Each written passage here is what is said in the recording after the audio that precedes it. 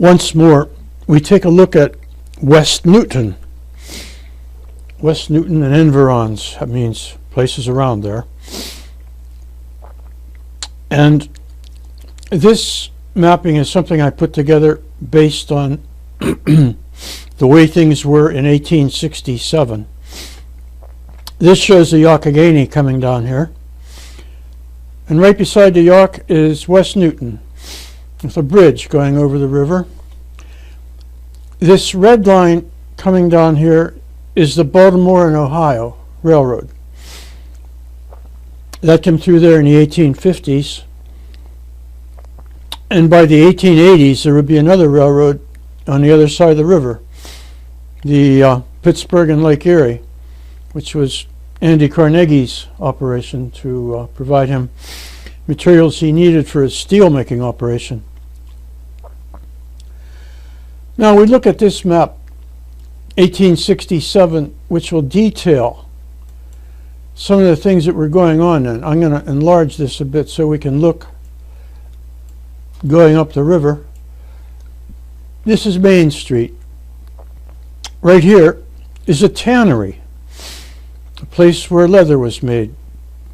One of the Plummer family was involved in that. Here is a place where they were making paper. The Markle brothers were involved in that operation. As we go up the river, we see a place that was a foundry where stoves, cast iron stoves, and other appurtenances for the fireplace, like andirons and fenders, things for your fireplace, and stoves. As you go further up the river, the Blackburns were making bricks. This was Blackburn's Brickyard. The Blackburns were also early settlers in that area. And as we go further up, we come to a mine. This was the Youghiogheny Coal Shaft Company, right here beside the river. Over here, more of the Blackburns were involved in the coal business. And I'm going to zoom back out here so we can progress on a little bit. This is just the town register, the directory showing who was doing things. Look at that. There were 4 different doctors in town already in 1867. A whole bunch of merchants.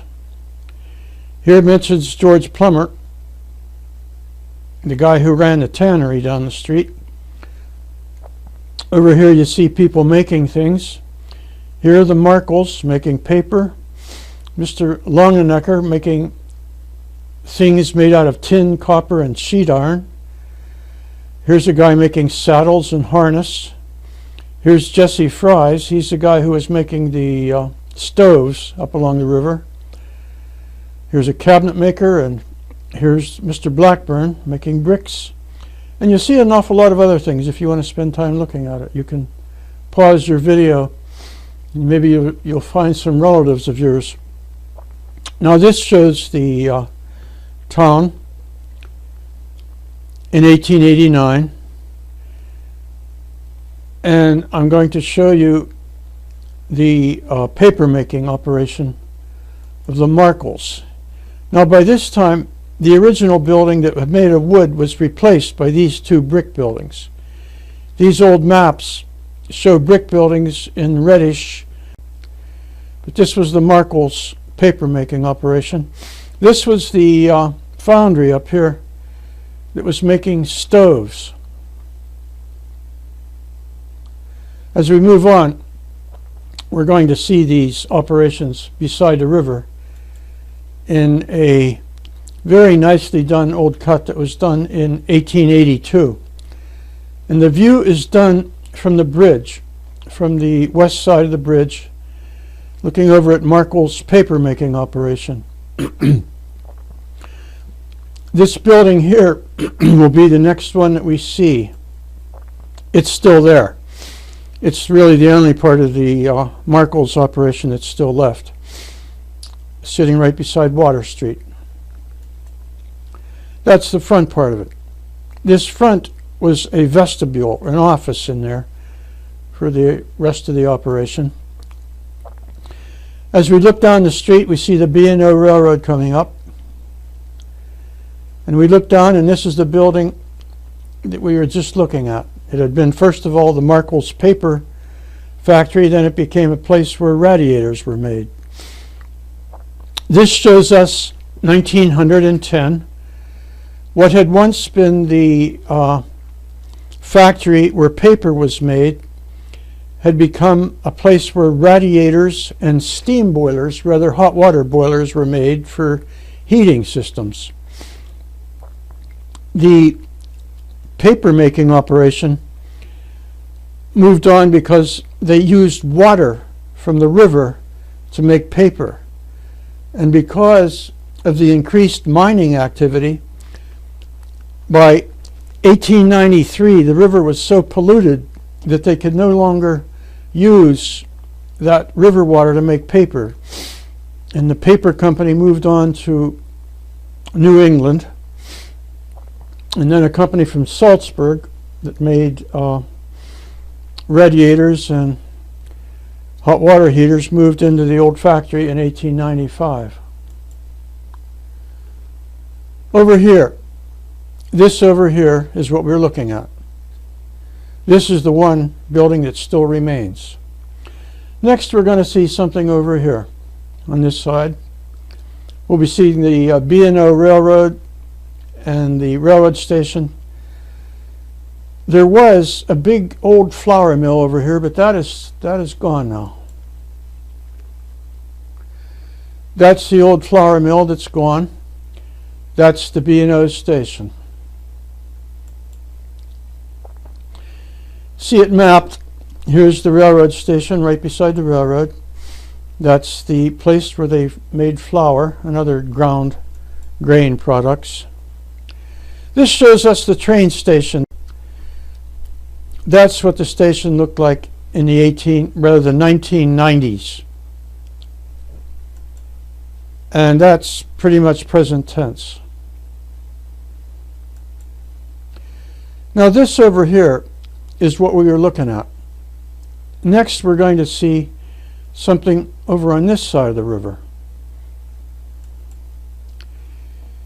This down here, this is the railroad station from the Pittsburgh and Lake Erie. There was also a foundry, there was a mill down here, and this was another place that made flour right by the railroad station. This is looking down from the air. Up here was the railroad station. I just circled it there. This mapping shows about 1910. This is the railroad station, and it's still there also. This is gone. That's the flour mill. This is the foundry. That's gone. This was a lumber company. That too is gone. This shows us present tense.